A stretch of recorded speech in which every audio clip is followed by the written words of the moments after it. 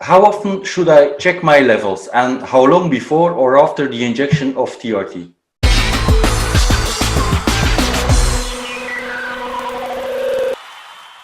So in general with medication, you always want to test the trough, not the peak. And the reason for that is because if you test the trough, you always know that the peak is going to be higher. If your trough is too high, then you know you run the risk of toxicity. And this just goes for all medication in general. So you always want to check trough levels. Some medication, especially when it's fast acting or administered in the hospital intravenously, they'll do both a peak and a trough level, and they'll kind of try to figure out where you're at.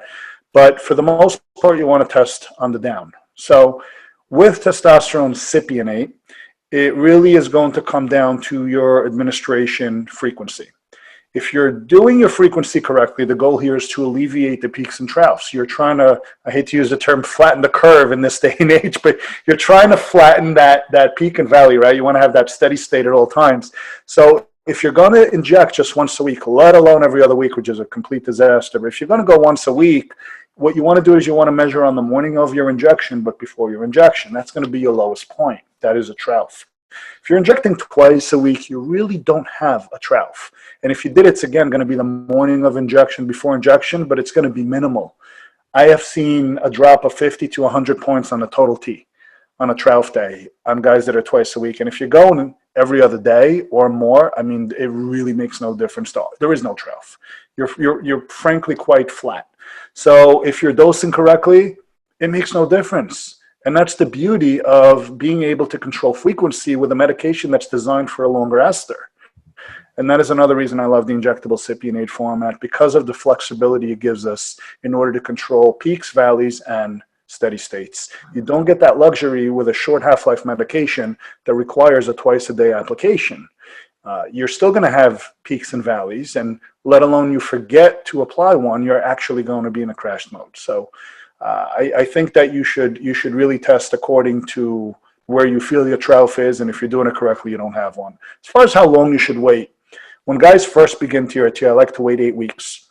Cypionate has a half-life of 7 to 8 days, depending on the individual and a few other factors. So when we average this out, we know that it's going to take 35 to 40 days to hit a steady state. Steady state simply means that the last dose that has left our body completely or is marginally negligible at this point was the one we took 5 half-lives ago, and the last dose we took is peaking. So when you compound all of the doses you have taken since then, together they're bringing you to a flat level. You're no longer rising and you're no longer crashing. You've reached your velocity where you're going to be staying, as long as you don't change dose or frequency. This happens in 35 to 40 days, which is approximately 4 to 5 weeks to 6 weeks, 4 to 6 weeks. We then like to let the guy cruise there for about 2 more weeks, so metabolites have a chance to catch up, and he has an opportunity of feeling what he's feeling without an increase or a decrease. He's basically cruising and has an opportunity to experience it. In 8 weeks from when he began, we have him back in, and this is our opportunity to not only do new blood work, but to have a conversation about how he's feeling.